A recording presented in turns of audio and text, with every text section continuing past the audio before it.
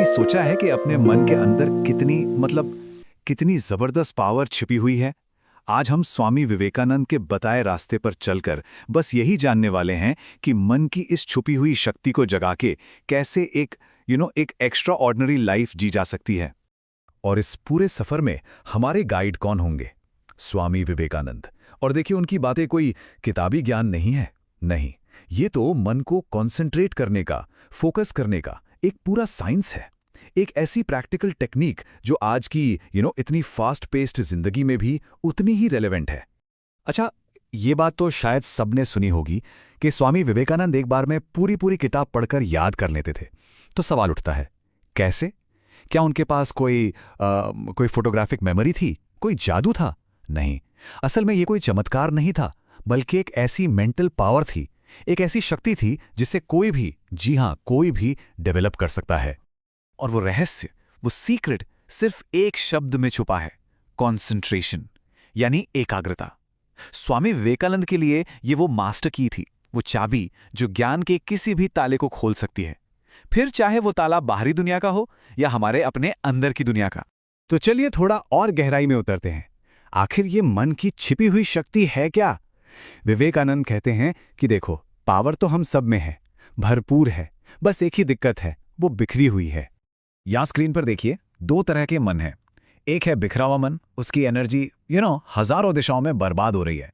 और दूसरा है एक कॉन्सेंट्रेटेड माइंड, एक एकाग्र मन, जिसकी सारी एनर्जी एक लेजर बीम की तरह एक ही पॉइंट पर फोकस्ड है। स्वामी विवेकानंद का ये जो एग्जाम्पल है ना, ये बिल्कुल परफेक्ट है। हम सब ने बचपन में मैग्नीफाइंग ग्लास से कागज जलाने की कोशिश तो की ही होगी, है ना? सूरज की फैली हुई किरणें कुछ नहीं कर पाती, लेकिन जैसे ही आप उन्हें एक लेंस से एक पॉइंट पर फोकस करते हैं, बूम, आग लग जाती है। बस हमारा मन भी बिल्कुल ऐसा ही है। सोचिए, एक दिन में हमारे दिमाग में कितने हजारों विचार आते हैं और चले जाते हैं। क्या ये बस हवा की तरह हैं? स्वामी विवेकानंद कहते हैं, बिल्कुल नहीं। हमारे विचार असल में बीज की तरह हैं, और इन्हीं बीजों से हमारी असलियत का, हमारी रियलिटी का जंगल उगता है। ये एक लाइन अगर सच में समझ आ जाए तो पूरी जिंदगी बदल सकती है। जैसा हम सोचते हैं वैसा ही हम बन जाते हैं। मतलब अगर कोई सोचता है कि वो कमजोर है तो वो कमजोर ही रहेगा, और अगर कोई सोचता है कि वो मजबूत है तो वो मजबूत बन जाएगा। सीधी सी बात है। असली पावर का सोर्स बाहर नहीं, हमारे अपने विचारों में है। तो ये सब होता कैसे है? मतलब विचार से कैरेक्टर तक का सफर क्या है? देखिए, सबसे पहले आता है एक विचार। जब हम उसी विचार को बार बार सोचते हैं तो हमारे मन पर एक छाप, एक इंप्रेशन पड़ जाता है। इसे कहते हैं संस्कार। और जब ऐसे हजारों संस्कार इकट्ठे हो जाते हैं तो वही मिलकर हमारा कैरेक्टर, हमारा चरित्र बन जाता है। अच्छा, तो मजबूत चरित्र का मतलब क्या हुआ? स्वामी विवेकानंद के हिसाब से इसका सीधा मतलब है मजबूत विल पावर, यानी इच्छा शक्ति। वो ताकत जो कहती है कि जो ठान लिया सो ठान लिया, उसे करके ही दम लेना है। तो फिर सवाल ये उठता है कि इस विल पावर को, इस अंदरूनी ताकत को बनाएं कैसे? इसके लिए स्वामी विवेकानंद 3 पिलर्स की बात करते हैं। पहला, ब्रह्मचर्य और संयम। मतलब अपनी एनर्जी को, चाहे वो फिजिकल हो या मेंटल, उसे फालतू की चीजों में वेस्ट न करना। दूसरा है पवित्रता, प्योरिटी, मतलब मन में अच्छे और साफ विचार रखना। और जब ये दोनों चीजें मिलती है ना, तो एक तीसरी चीज पैदा होती है जिसे वो ओजस कहते हैं। ये एक तरह की मेंटल एनर्जी या चमक है जो एक मजबूत इंसान में साफ दिखती है। चलिए, अब तक तो हमने थ्योरी समझी, अब बात करते हैं प्रैक्टिस की, एक्शन की। क्योंकि स्वामी जी ने सिर्फ ज्ञान नहीं दिया, उन्होंने हमें एक प्रैक्टिकल रोड मैप भी दिया है कि अपनी जिंदगी को असल में कैसे बदला जाए। और इसका सबसे पहला, सबसे जरूरी कदम क्या है?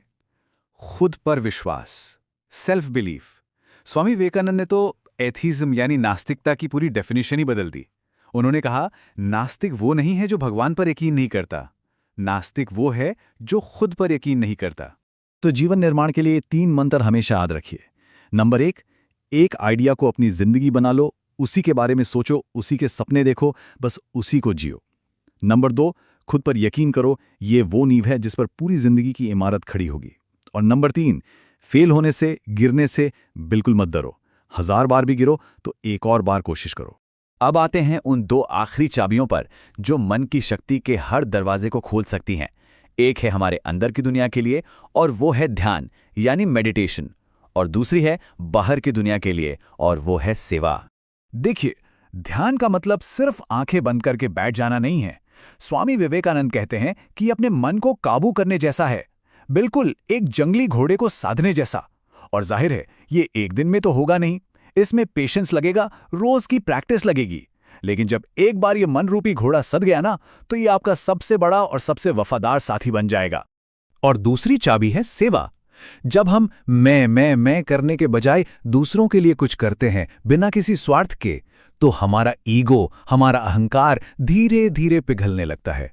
और मन का सीधा सा नियम है, जहां ईगो कम होता है वहां शांति और शक्ति अपने आप बढ़ जाती है। तो इस पूरी बातचीत का निचोड़ क्या है? बस इतना सा कि हमारी जिंदगी का रिमोट कंट्रोल हमारे ही हाथ में है।